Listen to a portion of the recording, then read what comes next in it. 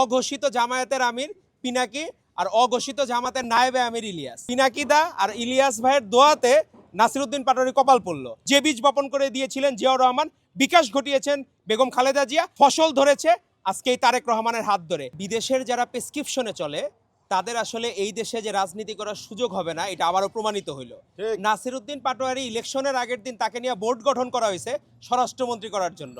সেই বোর্ডে ছিলেন অঘোষিত জামায়াতের আমির পিনাকি আর অঘোষিত জামাতের নায়েবে আমির ইলিয়াস। তারা যখন এই বোর্ড গঠন করে নাসিরউদ্দিন পাটোয়ারিরে বলছেন যে আপনি স্বরাষ্ট্রমন্ত্রী হয়েছেন, তখনই নাসিরউদ্দিন পাটোয়ারি কপাল পুড়ে গেছে।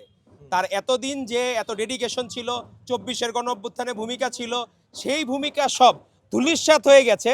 গতদিন এই কিছু মানুষের আছে না যে কিছু মানুষ দোয়া দিলে মানুষের কপাল পুড়ে, তো এরকম পিনাকিদা আর ইলিয়াস ভাইয়ের দোয়াতে নাসিরউদ্দিন পাটোয়ারি কপাল পড়ল।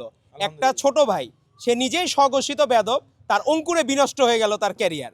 তো তাকে যে জেতানোর জন্য কি পরিমাণ চেষ্টা করা হয়েছে, মেটিকুলাস ডিজাইন করা হয়েছে একটা কার্টুন ছবির মতো, যে 5 জন এক সাইডে দিচ্ছে, লাস্টে ছিলেন আমাদের ক্যান্ডিডেট মির্জা আব্বাসে, ওখানে ডানে মানুষজন তো বুঝবে না। বাংলাদেশের মানুষকে আপনি তো নির্বাচন কমিশন থেকে আলাদা ক্লাস নেওয়া উচিত ছিল যে এই জায়গাটায় যদি দেওয়া হয় সিকোয়েন্সটা, আপনি কোন জায়গায় ভোট দিবেন।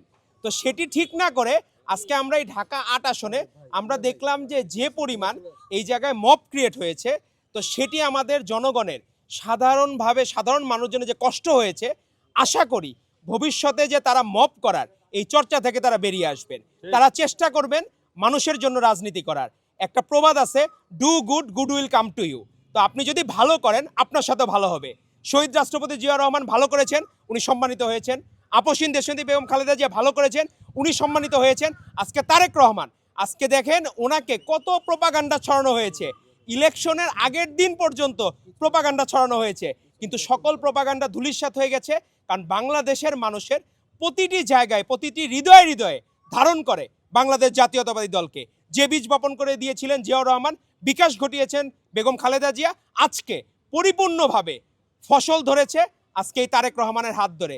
আমাদের এই প্রজন্ম তারা দেখেছিল বিভিন্ন ছাত্র সংসদে বিভিন্নভাবে, কিন্তু কোনোদিন আমরা গুপ্ত রাজনীতি শিখি নাই। আমরা ছাত্র সংসদে হেরেছি, কিন্তু নিজের পরিচয় বহন করে হেরেছি। ছাত্রদল হিসাবে আমরা হেরেছি, কিন্তু কোনোদিন আপোষ করিনি এক মুহূর্তের জন্য। এজন্যই শেষ পর্যন্ত আমরা বিজয়ী হয়েছি।